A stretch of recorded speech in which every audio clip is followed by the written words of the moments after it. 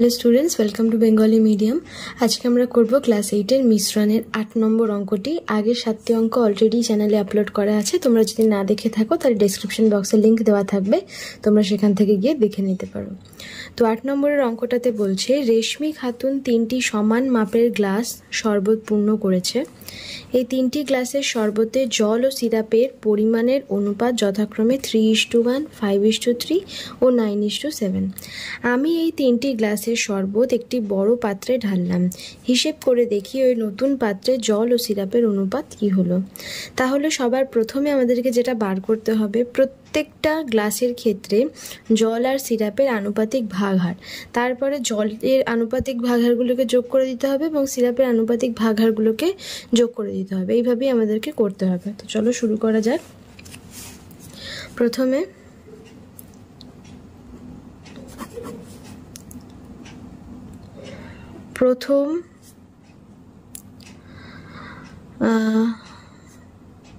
প্রথম গ্লাসের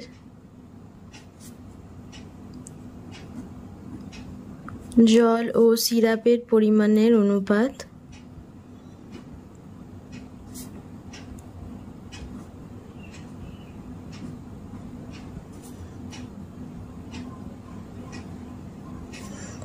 (3:1). সুতরাং জলের আনুপাতিক ভাগহার 3/4 এবং সিরাপের আনুপাতিক ভাগহার 1/4। এবারে দ্বিতীয় গ্লাসে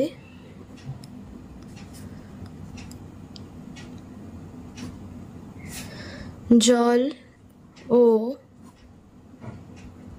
সিরাপের পরিমাণের অনুপাত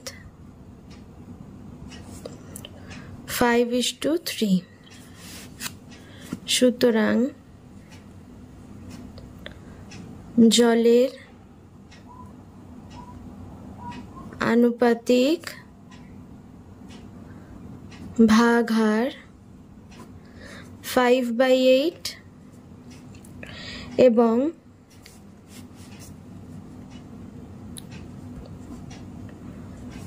সিরাপের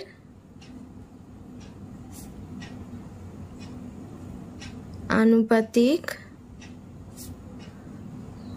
ভাগহার সমান 3/8। বা তৃতীয় গ্লাসে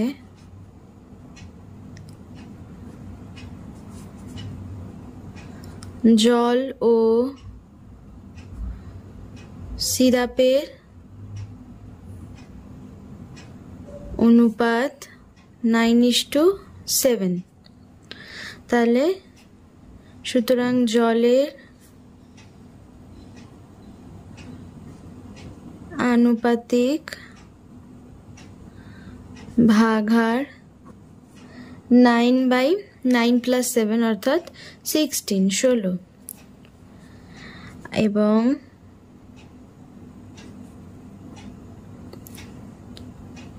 সিরাপের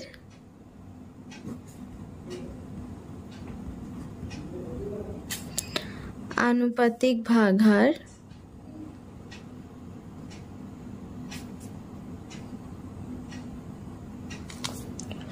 7/16, 7/16। এরপরে আমরা এই 3টে আনুপাতিক ভাগহার জলের এবং সিরাপে আলাদা আলাদা করে যোগ করব। তাহলে কি লিখতে হবে?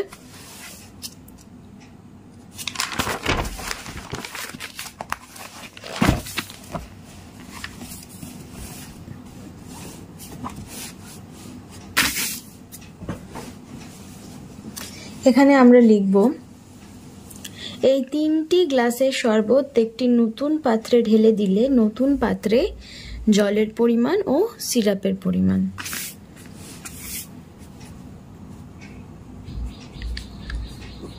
এই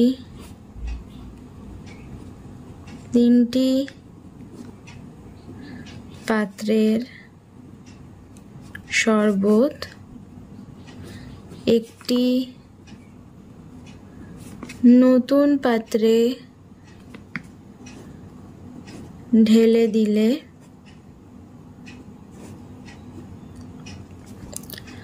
নতুন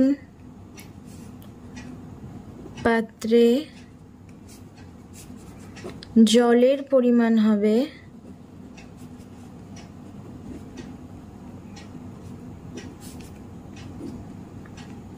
দেখো কি কি ছিল আমাদের, আমরা যদি আনুপাতিক ভাগহারগুলোকে দেখি তাহলে জলের হচ্ছে ফার্স্টে 3/4, তো 5/8 আর হচ্ছে 9/16, এগুলো হচ্ছে জলের আনুপাতিক ভাগহার। তাহলে সেগুলোকে আমরা আগে যোগ করে নেব। 3/4 প্লাস 5/8 প্লাস 9/16। এবারে আমরা 4, 8 আর 16 লসাগু করব।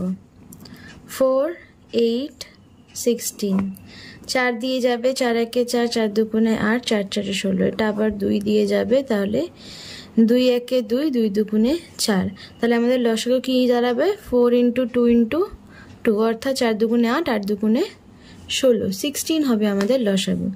তাহলে আমরা নিচে লিখে দেব 16। এরপরে দেখো 4-এর সঙ্গে 4 গুণ করলে 16 হয়, তাহলে আমরা 3-এর সাথে 4 গুণ করে পাবো হচ্ছে 12। 8-এর সাথে 2 গুণ করলে 16 হয়, তাহলে 5-এর সাথে 2 গুণ করব 10। 16-এর সাথে 1 গুণ করলে হয়, তাহলে 9-এর সাথে 1 গুণ করে শুধু 9।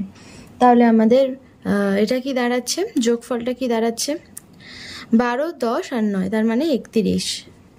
31/16। এবারে তো জলের পরিমাণ বেরিয়ে গেল, এবারে আমরা বার করব হচ্ছে সিরাপের পরিমাণ। তাহলে সিরাপের পরিমাণ হবে, দেখো সিরাপের পরিমাণ তাহলে কত হবে, আবার সিরাপের যে আনুপাতিক ভাগহারগুলো ছিল সেইগুলোকে আমরা যোগ করব। সেটা হবে হচ্ছে 1/4, 3/8 আর 7/16। 1/4 প্লাস 3/8 প্লাস 7/16। আবারও একই সংখ্যার লসাগু, তাই লসাগুটা আমরা অলরেডি জানি কত হয়, 16 হবে। এবার 4-এর সাথে 4 গুণ করলে 16, তাহলে ওপরে 4 গুণ হবে, 4 একে 4। 8-এর সাথে 2 গুণ করলে 16, তাহলে 3-এর সঙ্গে 2 গুণ করলে 3 দুগুণে 6, 16 একে 16, তাহলে এখানে হয়ে যাবে আমাদের only 7। আচ্ছা, তোমরা কিন্তু অবশ্যই এককগুলো লিখতে ভুলবে না, এককগুলো লেখা কিন্তু মাস্ট, অংশ করে করে লিখতে হবে।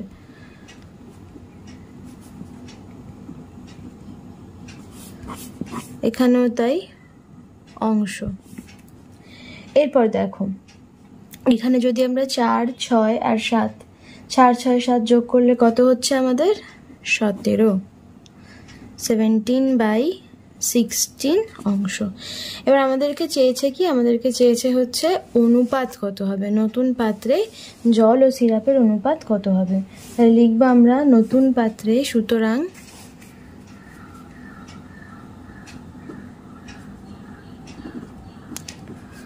নতুন পাত্রে জল ও সিরাপের অনুপাত হবে 31/16 = 17/16, অর্থাৎ 16 কেটে গেলে 31:17। তো এটাই আমাদের উত্তর। উত্তরে কি চেয়েছিল, হিসেব করে দেখি ওই নতুন পাত্রে জল ও সিরাপের অনুপাত কি হলো। তাহলে নতুন পাত্রে, সুতরাং উত্তর দিয়ে লিখবে নতুন পাত্রে জল ও সিরাপের অনুপাত হবে 31:17। ওকে।